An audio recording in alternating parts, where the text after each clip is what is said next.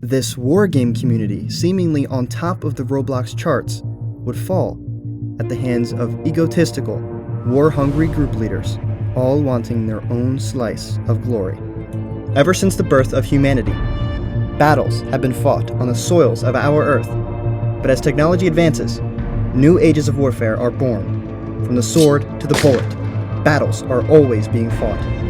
But today, a new era is born, the digital world, a place where battles can be fought without the loss of life. And this is virtual campaigns. As we had discussed in our previous video, Roblox has these communities that replicate society, putting hundreds of players in these sandbox worlds, and as we've seen time and time again, they create these fascinating stories. Let's just focus on this one community here, known as Gaudia Certiminis. To some this may sound familiar, we've covered this community in a previous video, but today I want to focus on just one of its many conflicts.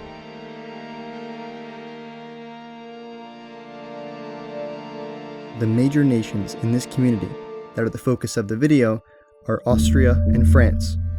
And leading up to the events that we were about to cover, Austria was in the middle of a civil war, and opposition forces would form the bordering nation of Prussia. This new rebel nation threatened Austria's power in the region, and Artadi, Austria's then leader, would send a group of diplomats to Berlin where they would discuss terms aimed to make Prussia a puppet state of Austria, essentially giving them total control of this new rebel nation. The Austrian diplomatic delegation arrived to the Brandenburg Gate in Berlin, where the entire Prussian army, comprising of over 50 men, awaits the signing ceremony for a treaty that would relinquish Prussian sovereignty to the Austrian crown. The Emperor of Austria, Artadi, awaits news from the ceremony in his castle in the Austrian Alps. In the previous week, two of his most elite units defected to the newly formed Kingdom of Prussia due to complaints about the management of Austria. In what he perceived as a stroke of his own genius, he tricked the Prussians to sign this treaty, in which they would effectively become a puppet nation of his, allowing him to maintain control over his defected elite units. However, when news traveled back from the ceremony, the emperor was in shock. Just before the signing of the treaty, the entire Austrian diplomatic delegation was unexpectedly executed by a volley of Prussian musket fire, and the survivors were picked off and stabbed to death.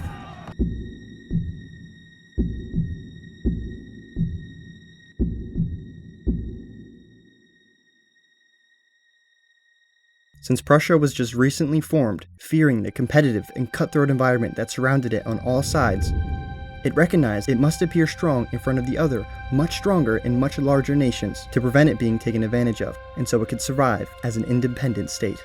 As such, two Prussian commanders are credited with masterminding the ambush, Army General Dennis and Cavalry Commander Mentally Disturbed Nub. The purpose was to teach the Austrians a lesson and to show the entire community that despite Prussia's small size and young age, they were up for a fight. And while at the time they didn't know it, this would not be the last occasion that they would go to such extreme lengths to ensure the survival of their nation. And to some extent, these measures would reshape the entire atmosphere and power dynamics of the community. Emperor Artadi of Austria was enraged. He called his most trusted generals and advisors to his headquarters, where they agreed that Prussia could not go unpunished for their disgraceful actions, and they quickly formulated a declaration of war. And thus, the Austro-Prussian War began.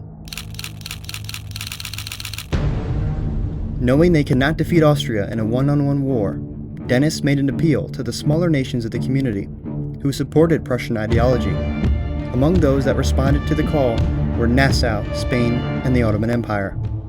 Together, they began mobilizing their forces and preparing for war. The general staff of the four nations agreed to coordinate their armies to meet up at a specific point in Austrian territory, where they would offer battle to the Austrians. However, in the chaos, there were 6 nations, hundreds of participants, Roblox-related lag, miscommunication, toxicity. The event was a disaster, and this resulted in Prussia refusing to engage with the Austrians on these terms, and they withdrew from the battlefield. When news of the war reached the French court, the Emperor of France, Lemp, he started panicking.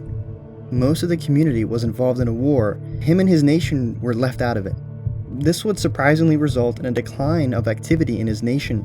His group members wanted war, they wanted battles, but seeking to join either side would be impossible. His enormous army would greatly tip the scale in either direction. As such, he used his incredible influence and leverage as the largest nation within the community to force both sides to come to a white peace, restoring his ability to seek war for his nation. Prussia was enraged. All of their planning, strategizing, coordination, and time was wasted by a third party that had nothing to do with their war. They had been messed with again, and they wanted their revenge. With the Prussian army still mobilized, Dennis and mentally disturbed Nub redirected them towards the west, to the border of France and Prussia, seeking to maintain their regiment's high morale and utilize their strong combat skills to demonstrate to France that they were a major power in this community.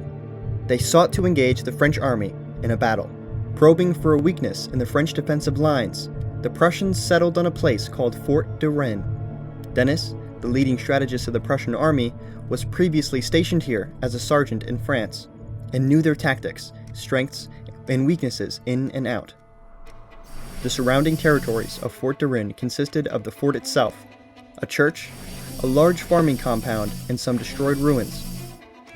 There were also deep rivers between these structures that were impossible to cross, except for 3 bridges placed strategically around the map. The locations of these rivers and structures limited any large-scale offensive actions by either side, by forcing them to march their troops into 2 funnels that were further narrowed by the key bridges. But with the plan in mind, the Prussian army deployed for battle. Meanwhile, at the fort, the local French garrison did not show any signs of concern due to the Prussian troops mustering, as scouting reports indicated that the Prussians were significantly outnumbered. The fort was garrisoned by the French 1st Army Corps, consisting of 4 regiments: the 8E Heavy Cavalry, the 9E Light Infantry, as well as the 18E and 57E Line Infantry.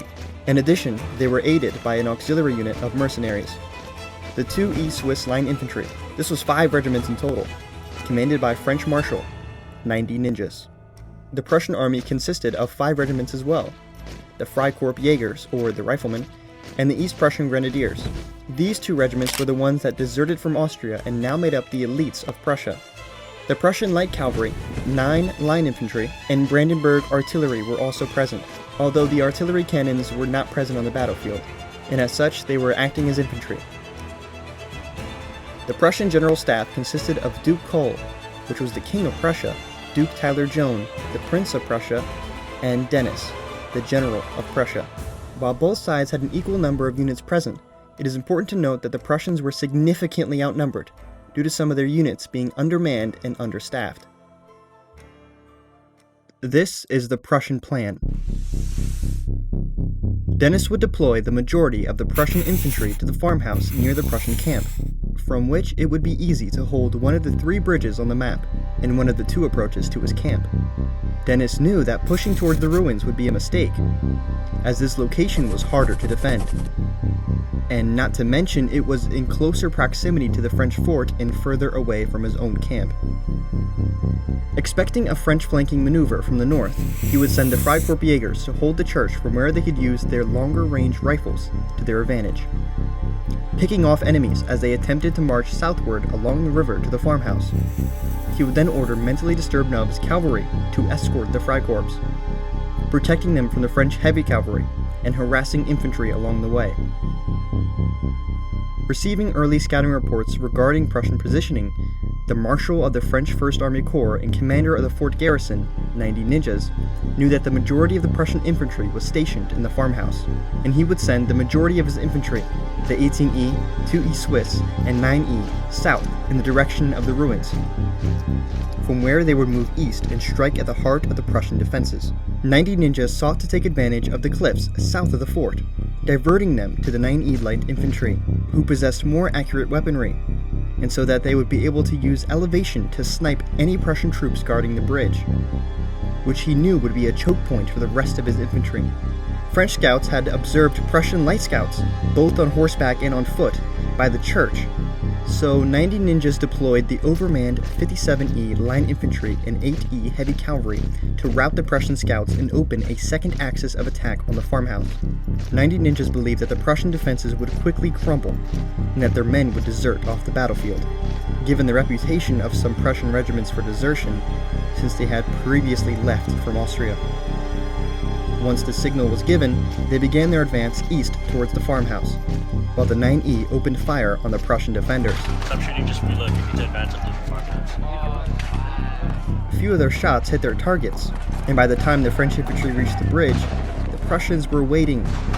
Realizing that the attempted storming of the bridge would be suicidal, the French held off their charge and took up positions near it, engaging in light skirmishing with the Prussian infantry across the river on the other side. But they were in need of a distraction.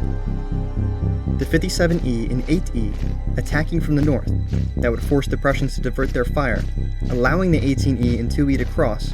However, on the north flank a different story was playing out. The 57E, hearing news of the struggle at the farmhouse, hastened their march, ignoring the church due to the unexaggeration of the Prussian forts holding it. As they marched by the church, out of nowhere, elite Prussian Freikorps marksmen exited the church and opened fire on the 57E, inflicting serious losses.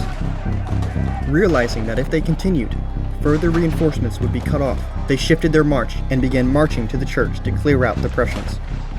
However, out of nowhere, the Prussian cavalry emerged and slaughtered the French infantry, who were disorganized and scattered after the initial surprise. The 8E couldn't do much. They were cuirassiers, or heavy cavalry, designed to fight against the infantry in open fields, and were not faster when compared to the hussars or light cavalry. They couldn't engage the Freikorps either, since they were too close to the church for any cavalry charge to be effective. In realizing their mistake, the remaining 57E infantry routed. With the northern attack a complete disaster and no Prussian forces diverted from the farmhouse, the remaining French infantry on the west could not risk a charge across the bridge without terrible casualties. And with the battle almost won, but still playing conservatively, Dennis ordered the entire Prussian army to hold their ground until nightfall.